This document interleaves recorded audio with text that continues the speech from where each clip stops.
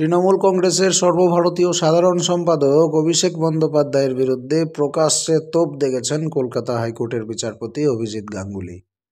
বিচারপতির মন্তব্যের পরিপ্রেক্ষিতে সুপ্রিম কোর্টের দ্বারস্থ হয়েছেন অভিষেক।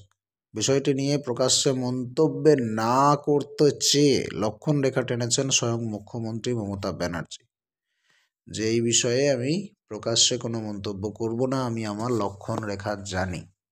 এবং সাংবাদিকদেরকেও বলেছেন মুখ্যমন্ত্রী যে আপনারাও আপনাদের লক্ষণ রেখা মেনে চলুন। অভিষেকের সুপ্রিম কোর্টের দ্বারস্থ হওয়া নিয়ে এবার মুখ খুললেন বিজেপির নেতা দিলীপ ঘোষ। বিচারপতি অভিজিৎ গাঙ্গুলির প্রকাশ্যে মন্তব্য করা নিয়ে সুপ্রিম দরবারে গিয়েছেন তৃণমূলের সেনাপতি। দিলীপের কটাক্ষ, আর কোন কোর্টে যাবেন? আদালতে যেতে যেতে সারা জীবন কেটে যাবে, এবার ওদের আন্তর্জাতিক কোর্টে যেতে হবে। আদালতের দ্বারস্থ হয়ে কাজের কাজ কিছু হবে না বলেই দিলীপের মত।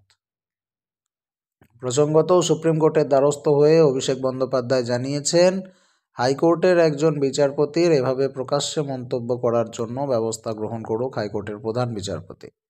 এখানেই শেষ নয়, নিয়োগ দুর্নীতির বিষয়ে হাইকোর্ট একটা বিশেষ বেঞ্চ গঠন করুক, সেখানেই নিয়োগ দুর্নীতির বিচার প্রক্রিয়া চলুক বলেই আবেদন জানিয়েছেন অভিষেক। যদিও বিষয়টি নিয়ে প্রকাশ্যে কোনো মন্তব্য করেননি অভিষেক বন্দ্যোপাধ্যায়।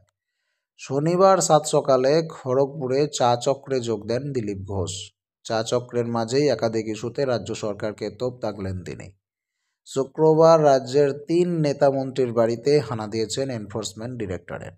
এ প্রসঙ্গে দিলীপ বলেন, তদন্ত চলছে, তদন্তের আগে কেউ সাধু নয়, কেউ চোর নয়। তদন্ত শেষ হলেই বোঝা যাবে কে সাধু আর কে চোর। দুদিন আগেই এক দেশ এক ভোট নিয়ে কেন্দ্রকে চিঠি দিয়েছেন রাজ্যের মুখ্যমন্ত্রী মমতা ব্যানার্জি।